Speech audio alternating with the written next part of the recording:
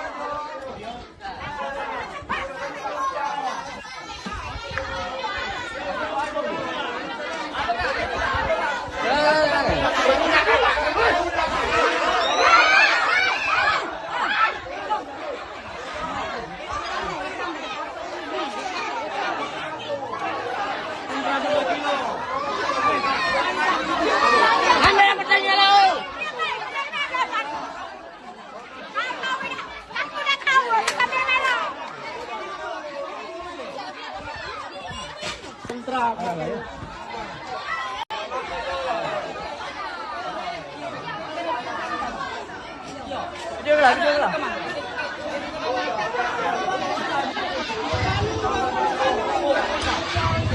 Poltabes Palembang, tolong.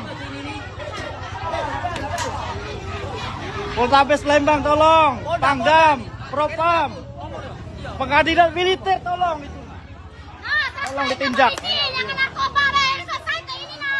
Ini aparat penegak hukum. Jangan narkoba deh, digencar.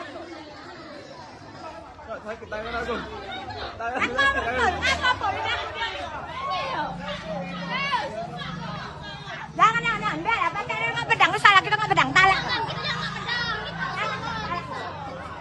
Mana anak aku, tasah aja mana? Nggak tahu kita tasah.